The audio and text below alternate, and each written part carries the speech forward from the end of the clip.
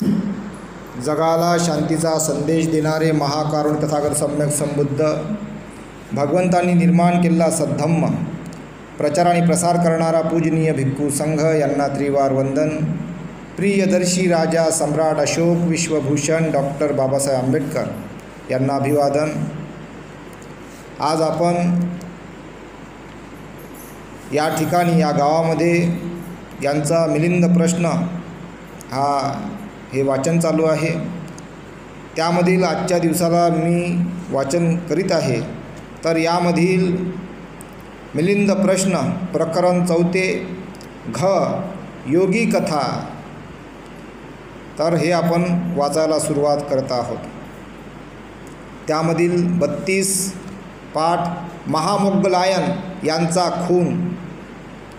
महाराज भगवान बुद्धांनी म्हटले आहे की, हे भिक्षू हो, माझ्या रुद्धिमान भिक्षूंमध्ये महामोग्गलायन सर्वश्रेष्ठ आहे. त्याने रिद्धिसिद्धी ते यांना प्राप्त होती. भगवान बुद्धांनी म्हटले आहे की, हे भिक्षू हो, माझ्या रुद्धिमान भिक्षूंमध्ये महामोग्गलायन सर्वश्रेष्ठ आहे. तरीसुद्धा ते लाठ्या काठ्यांनी गुंडांच्या हाती सापडून बदडल्यामुळे, डोके फुटून, हाडाचा चुराडा झाल्यामुळे आणि मांस व रक्तवाहिन्या तुटल्यामुळे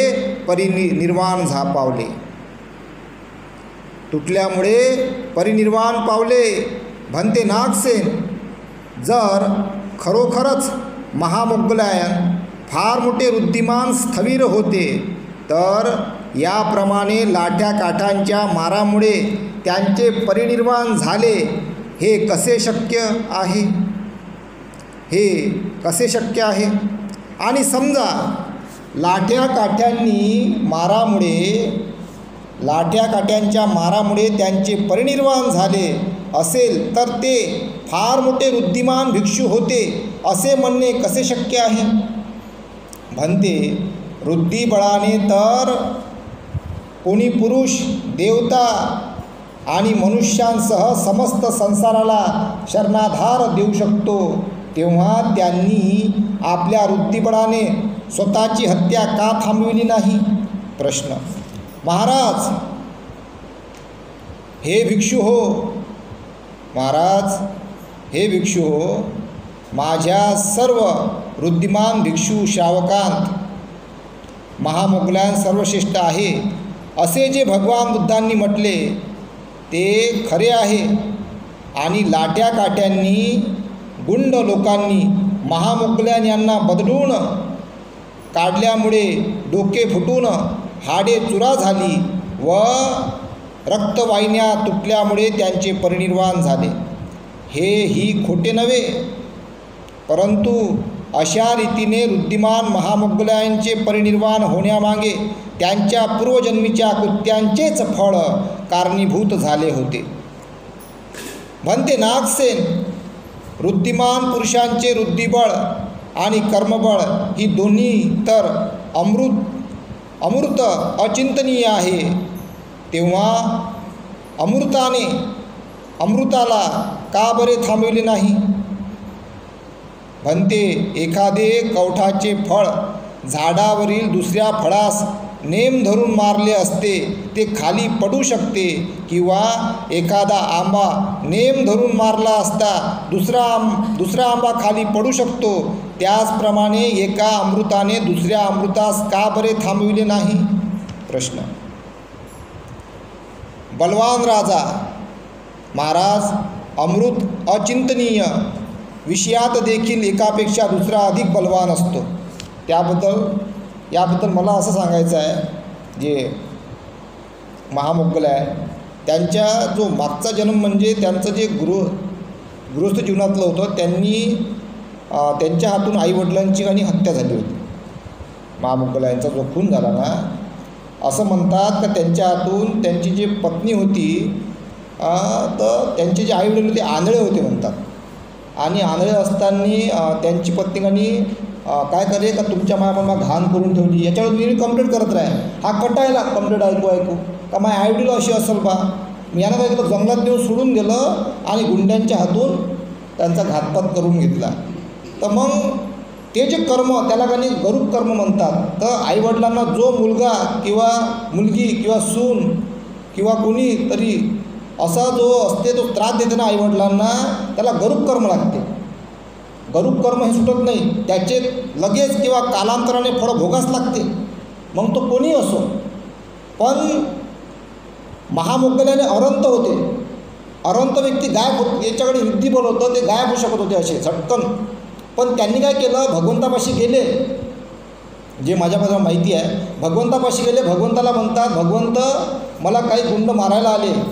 तर भगवंत त्याला म्हणतो महामोगल्यांना, तुझे ते कर्माचे फळ आहे ते तू भोगून घे. तर तो अजून गायब झाला आणि तिथं जाऊन हे झाला आणि त्यांनी स्वतःची हत्या करून घेतली. पण अरंताला त्रास होत नाही. त्यांनी जी अवस्था प्राप्त केली होती, बघा काय असते अवस्था. अवस्था जी त्यांनी प्राप्त करून घेतली होती त्याला वेदना झाल्या नाही. शरीर त्यांनी त्यागून दिलं. त्यांनी मृत्यू काय केला, त्यावेळेला तो स्वीकारला. त्यानं ते शरीर त्याची ते कर्म त्याने भोगून घेतलं बघा. पण त्याला अरंत प्राप्त झाल्यामुळं त्याला ते वेदना झाल्या नाही. जसं आपल्या सामान्य माणसाला इथं ब्लेड लागलं, बापा रे काय लागलं, रडतो ना आपण. उद्या चाकू लागला, काही लागलं तर आपण रडतो. पण त्याला ती अवस्था प्राप्त झाली होती, त्याने स्वतःच्या हातून ते सगळं होऊ दिलं. इतकं त्यांचं बल असते. तर ह्या घटना अशा आहेत. म्हणून जे मुलं आहेत, ज्या मुली आहेत, ज्या सुना आहेत, जे जवई आहेत, त्यांना मी सांगू इच्छितो का आपल्या आईवडिलांना, आपल्या सासूसासऱ्यांना त्रास देऊ नये, त्यांना मारू नये, त्यांना कुठल्याही प्रकारच्या वेदना होऊ न दे. त्यांना फक्त त्याचा सन्मान करायचा.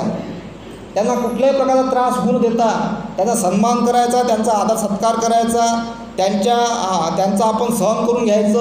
असतात कडू, तिखट, खारट, तुरट सगळं सहन करून घ्यायचं. का आपण एक दिवस म्हातारे होणार आहोत, आपलाही स्वभाव तसा आहे.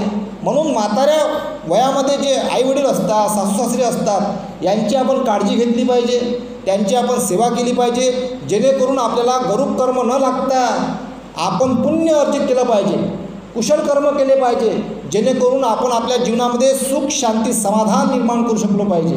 नाही तर बघा तुम्ही, जे मुलं, ज्या सुना आपल्या आईवडिलाला किंवा सासूसासऱ्याला त्रास देतात ना, त्यांना भोगा लागते पण सुटत नाही. हे तुमच्या किती पैसा असू द्या मग तरी भोगा लागते. मग तो गरीब असो, मध्यम वर्गातला असो की श्रीमंत असो, भगवंतांनी कर्म सांगितले नाही, वास्तविक कर्म. भगवंतांनी भीती सांगितली नीतीची, तुम्ही नीती वाईट करून राहिले. नीती कर्माशी जुळलेली आहे. तर तुमची जे नीती आहे, कर्म आहे, हे चांगलं असलं पाहिजे. चांगलं कर्म असन तर चांगलं फळ भेटते, वाईट कर्म असेल तर वाईट फळ भेटते. जसं पेराल तसं उगवते. राग पेरला राग उगवला, द्वेष पेरला द्वेष उगवला, मोह पेरला मोह उगवला आणि लोभ पेरला लोभ उगवला आणि त्यापासून दुःख निर्माण होते. भगवंतांनी म्हटल्या दुःखाचे मूळ कारण तृष्णा, राग, द्वेष, लोभ, मोह. म्हणून याच्या दोऱ्या आपल्या हाती असल्या पाहिजे. ज्याच्या हाती याच्या दोऱ्या आहे, जो याला कंट्रोल करू शकतो, तोच या जीवनामध्ये प्रवास करू शकतो. आणि ज्याच्या ह्या राग, द्वेष, लोभ, मोहाच्या दोऱ्या सुटल्या आहे हातातून, तो हिंसा करते. रागाच्या भरात, द्वेषाच्या भरात हिंसा करते, लोभाच्या भरात तो चोरी करते आणि मोहाच्या भरात तो हिंसाही करते आणि घातपातही करते, संशय करते, भांडणंच भांडणं, कलहच कलह, दुःखच दुःख. म्हणून हे होऊ न देता भगवंताचा धम्म श्रवण करणे फार महत्त्वाचं आहे. म्हणून त्यासाठी भगवंतांनी दिलं पंचशील, अष्टशील, उपोसतव्रत, 4 आर्य सत्य, 10 पारमिता. हे आपल्याला सगळं समजून घ्यावं लागते. म्हणून आपल्या जीवनामध्ये चांगलं सुख उत्पन्न करताना 10 पारमितामध्ये आपल्याला एक पारमिता महत्त्वाची आहे, दान पारमिता. ती दान पारमिता, फुल नाही फुलाची पाकळी आपण देत राहायचं. त्यानं काय होते, करुणा उत्पन्न होते. ज्याच्यापाशी काहीच नाही आहे, आता एखादं म्हणते ना, बाबा मी तर लयच गरीब आहो, माझ्यापाशी तर काहीच नाही, मी काय देऊ. मग त्यानं श्रमदान करावं. त्यानं एखाद्या तहानला पाणी पाजावं, पाणी प्या, मी पाणी दान देतो. श्रमदान करावं, त्यानं काहीतरी कोणाला मदत करावं, हे सुद्धा एका प्रकारचं दान आहे. काहीच नाही आहे त्याच्यासाठी, ज्याच्यापाशी आहे मग त्याने असं म्हटलं नाही मी श्रमदान करतो, दोष लागते. मग दोष लागते माहिती आहे काय. एखादा पैसे आहे, खूप श्रीमंत आहे, पैसा असूनही तो दान देत नाही, मग त्याला काय दोष लागते माहिती आहे काय. तो श्रमच करायला पाहिजे. तो चोरी करून राहिला तो धम्माची.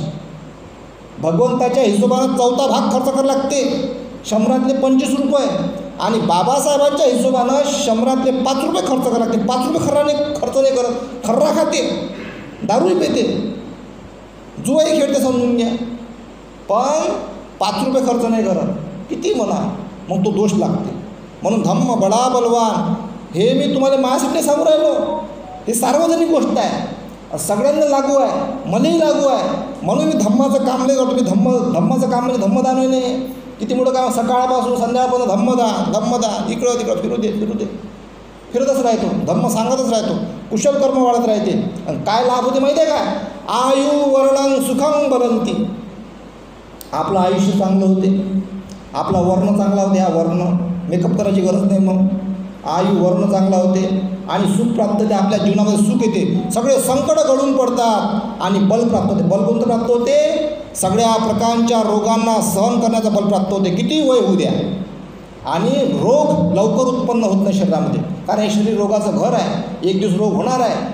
ह्या रोगाला लढण्याचं बल प्राप्त होते आणि लवकर रोग येत नाही. कशामुळं? कुशल कर्मामुळे. म्हणून आपण सर्वांनी कुशल कर्म करत राहावे आणि आपल्या जीवनामध्ये सुख शांती समाधान उत्पन्न करत राहावा. यानंतर आपण एक पॅरेग्राफ वाचूया अजून. बलवान राजा महाराज अमृत अचिंतनीय विषयात देखील एकापेक्षा दुसरा अधिक बलवान असतो. संसारातील सर्व राजांना राजा म्हणून संबोधित असले तरी त्यांच्यामध्ये सुद्धा एक राजा दुसऱ्यापेक्षा अधिक बलवान असतो. त्यामुळे दुसऱ्या सर्व राजांना त्यांच्या आज्ञेचे पालन करावे लागते. त्याचप्रमाणे समस्त अमृत विषय एकत्र आले तरीसुद्धा कर्मफळाची शक्ती अधिक प्रभावशाली ठरते. दुसऱ्या शक्तीने अंकित करून त्यापेक्षा वरचढ ठरते. कर्मफळ वरचढ असता दुसऱ्या शक्तींचे त्यापुढे काही एक चालत नाही. बघा, असं म्हटलं गेलेलं आहे, राजाबा एक राजा जर असन त्याला कोणतरी वरचढ राजा भेटते, एकापेक्षा अधिक दुसरा राजा वरचढ असते आणि कुणा राजा भेटते. म्हणून इथं ह्या बोध घेण्यासारखी गोष्ट आहे का बा अहंकार करू नये आपल्या संपत्तीचा. एखाद्या वेळी संपत्तीची ताकद असते, एखाद्या वेळी ताकद असते अंगात, अंगात लय जोर आहे, मग लय अरे करते, याचा अहंकार करू नये म्हणते. त्याच्यावरून बोध घ्यायचा या गोष्टीपासून का आपण तिथं नम्र असलं पाहिजे. आपणही एक दिवस म्हातारे होणार आहोत, म्हणून म्हाताऱ्यांची सेवा करा, म्हाताऱ्यांची काळजी घ्या, कारण ते एक दिवस आपल्यासारखे होते आणि ते तिथपर्यंत पोचले. आपणही त्यांच्या वयामध्ये जाणार आहोत. म्हणून जे तारुण्य आहे त्यांनी सेवे करण्यामध्ये आपल्या आईवडिलांची, म्हाताऱ्यांची, त्याच्यामध्ये आपला सहभाग नोंदवला पाहिजे. यानंतर गुन्हेगार महाराज एखाद्या माणसाने काही गुन्हा केला असता तर त्यापासून त्याचे कोणीही रक्षण करू शकत नाही. मग ते आईवडील असोत, बहीण भाऊ असोत किंवा दुसरे कोणी नातेवाईक असोत, त्यांचा निकाल केवळ राजाच लावू शकतो. याचे कारण काय? प्रश्न. तर त्याने केलेला गुन्हा होय. महाराज याच उदाहरणाप्रमाणे सर्व अमृत विषय आपली शक्ती एकवटून देखील कर्मफळाचा प्रभाव त्या सर्वांपेक्षा वरचढच ठरतो. त्यापुढे इतर सर्वच दबून राहतात. कर्मफळ वरचढ असता त्यापुढे दुसऱ्या कोणाचेही काही एक चालत नाही. बघा, म्हणजे उदाहरण दिलेलं आहे याच्यामध्ये का बा तुमचं कर्म मेन आहे. कुशल कर्म, अकुशल कर्म, अकुशल कर्म, कुशल कर्म, म्हणजे असं तराजू असते. एक कुशल कर्म असते, एक अकुशल कर्म. कोणतं जास्त आहे? जास्त वजन कायचं आहे? कुशल कर्माचं वजन जास्त आहे का अकुशल कर्माचं वजन जास्त आहे? ज्याचं जास्त वजन असन तसं परिणाम भोगा लागते. मग कुशल कर्म जास्त असेल सुख भोगा लागते, अकुशल कर्म जास्त असेल दुःख भोगा लागते. बापा दुःखच कसं आलं? एवढी संपत्ती आहे म्हणते, सगळंच आहे माझ्यापाशी, सगळं झालं, दुःख कसं आलं? दुःख असं आलं, दान पारमिता विसरले. मग चिकट आलं ना, चिकटपणा, मी काय खर्च करू, चिकटपणा आला. मग सगळं झालं, मग दान पारमिता नाही पूर्ण केली वेळोवेळी, मग झटका बसते, मग पैसा कुठं जातो? दवाखान्यात, दुर्घटना होते, हानी होते. म्हणून ह्या वाढत्या प्रवाहानुसार त्याला ते स्टेप भगवान बुद्धाची पार करावी लागते. नाही केली का मग अजून दुःख येतच राहील दुःख. जसा एखादा पैसे माणूस एवढीशी दारू पिते पहिले, लागली चटक, मग जातं दारू वाढ म्हणते बाबा मी 1000 1500 रुपये कमवतो तरी मी दुःखीच हा, मग दारू कायला पेतो? दुःखी हा तर दुःखाचं कारणही आहे ना. दुःखाचे मूळ कारण तृष्णा, मोह. त्यानं मोह पकडली, पण एवढीशी घे, लागली गो चटकतेले, वाढता वाढता वाढता वाढली दारू, मग पावटी पेते, 2 पावटी पेते नालीत पडते, मग आला पेत पेत नालीत पडलं. त्या पैशामध्ये लेकराला खाऊ आणा, बिस्किट आणा, त्याला ॲपल आणा, चिकू आणा, शेप आणा, ड्रायफ्रूट आणा, मस्त लेकराला दूध आणा, लेकरासोबत बसून दूध प्या, स्वतःही प्या, लेकराला पाजा. दारू कायली प्या? मग दारू पिलं तर मग माणसाची हानी होते. म्हणून जे लोक दारू पित असतील त्यांनी दारू सोडून द्या. पुढे वनवा, जंगलातील आग. महाराज, समजा एखाद्या जंगलास वनवा लागला असता, त्यावर हजारो घागरी पाणी ओतले तरी तो विझविणे शक्य नाही, उलट तो वाढतच जातो. याचे कारण काय? तर दावाग्नी अधिक तेज असणे हे होय. महाराज, याप्रमाणे सर्व अमृत विषय एकवटून देखील कर्मफळाचा प्रभाव त्या सर्वांपेक्षा अधिकच शक्तिशाली असते. दुसरे सर्व अमृत विषय त्याच्या पुढे दबून जातात, त्यापेक्षा ते वरचढ असते.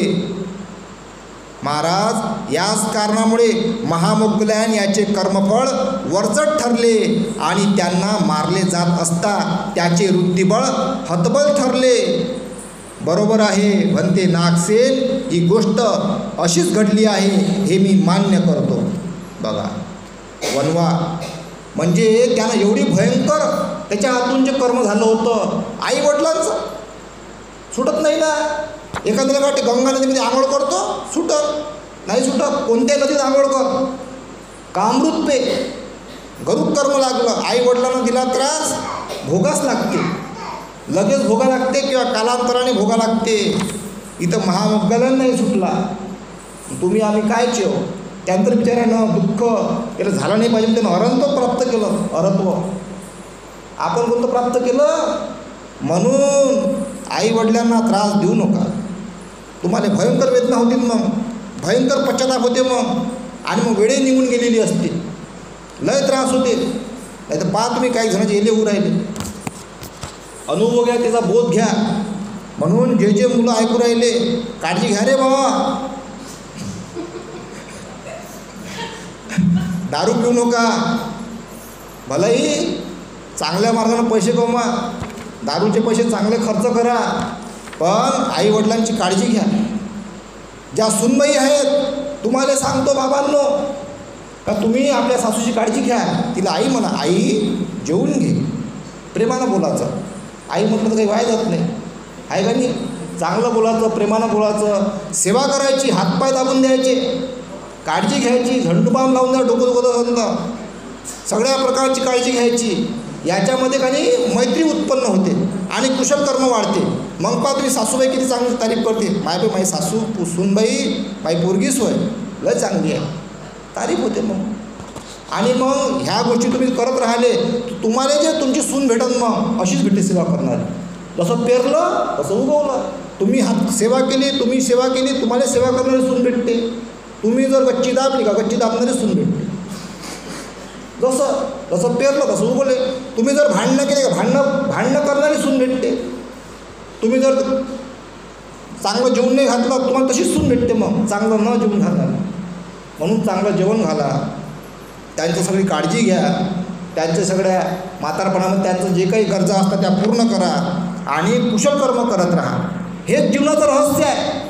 कारण आपण कोणत्या चक्रामध्ये आहोत? भावचक्रामध्ये आहोत. आपण ज्या भावचक्रामध्ये आपण जगून राहिलो, त्या भावचक्राची गरज आहे एकामेकांची काळजी घेणे, राग द्वेष लोभ मोह मिटवणे, कुशल कर्म करत राहणे, एकामेकांना जोडणे, एकामेकाचं भांडण मिटवणे, चुगल्या न करणे. हे या जीवनातल्या गोष्टी आहेत. चुगल्या केल्या का चुगल्या करणारीच भेटते. मग म्हणून चुगल्या करू नये, कारण जे पेरलं ते उगवते. आपण जर चुगल्या केली तर आपली चुगल्या करताना दुसरी कोणी भेटते. मग लागले भांडणं, मग आगच लावायचं काम झालं. इकडून आग लावली, इकडे आपली आग लागली. एकामेकाची आग लावून पूर्ण आग पेटते. बाबा दुःखच दुःख, पेरलं कसं उगवते. म्हणून असं न पेरता तुम्ही मैत्री पेरा. शांती, मैत्री, करुणा, मुदिता, आनंद याची पेरणी करा. पाकळ शांती शांती शांती, सुखच सुख, आनंदच आनंद असा उगवत राहते. आनंदच आनंद उगवत राहते. कशामुळं? शांती, मैत्री, करुणा, मुदिता, आनंद हे पेरत राहा. याची पेरणी करा. एकामेकाला जोडा, दुरुस्त्या करा. चुका माणसाकडून होत असतात, त्या दुरुस्त्या करून आपण पुढे वाटचाल केली पाहिजे. सतत वाटचाल केली पाहिजे, चालत राहिलं पाहिजे.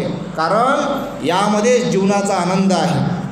आपण चांगल्या दिशेने वाटचाल कराल आणि आपल्या जीवनामध्ये शांती, मैत्री, करुणा, मुदिता, आनंद याची पेरणी कराल अशी मी आशा बाळगतो आणि इथेच थांबतो. साधू साधू साधू.